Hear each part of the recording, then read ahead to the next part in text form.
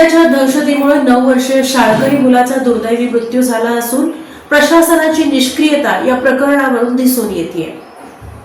सोलापुरात भटक्या कुत्र्यांचा वाढता उपद्रव आणि महापालिका प्रशासनाचे या गंभीर समस्येकडे झालेले दुर्लक्ष यामुळे एका निष्पाप बालकाला आपला जीव गमवावा लागल्याची धक्कादायक घटना घडली आहे।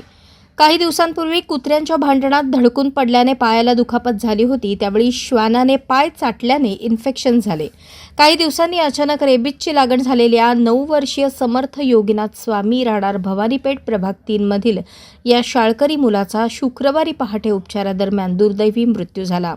या घटनेमुळे परिसरात हळहळ व्यक्त केली जात असून पालिका प्रशासनाविरोधात नागरिकांमधून तीव्र संताप व्यक्त होत आहे। मिळालेल्या माहितीनुसार भवानीपेठ भागात समर्थ याला काही दिवसांपूर्वी भटक्या श्वानांच्या भांडणात सायकलची धडक लागली। त्यावेळी पायाला श्वानाने चाटले होते।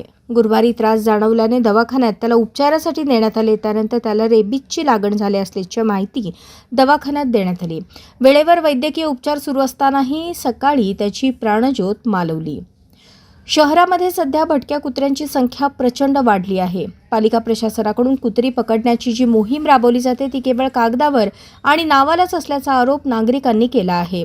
कुत्रा पकडणारे कर्मचारी येतात, एका भागातील कुत्री पकडतात आणि दुसऱ्या भागात नेऊन सोडतात, तर दुसऱ्या भागातील कुत्री या भागात आणून सोडतात। या प्रकारामुळे कुत्र्यांचा बंदोबस्त होण्याऐवजी समस्या अधिकच बिकट झाली आहे। भटक्या कुत्र्यांचे निर्बीजीकरण आणि लसीकरण या संदर्भात पालिका प्रशासन पूर्णपणे गप्प आणि हात वर करून बसले आहे। प्रशासनाच्या या बेजबाबदार आणि ढिसाळ कारभारामुळे निष्पाप नागरिकांना, विशेषतः लहान मुलांना आपले प्राण गमवावे लागत आहेत।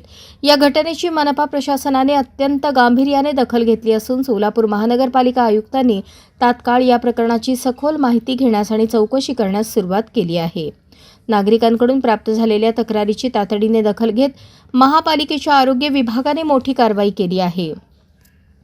सदर घटनेची माहिती मिळताच आरोग्य खात्याच्या पथकाने घटनास्थळी धाव घेतली असून बाधित मुलाच्या संपर्कात आलेल्या व्यक्तींना तातडीने वैद्यकीय तपासणीसाठी हलवण्यात आले आहे।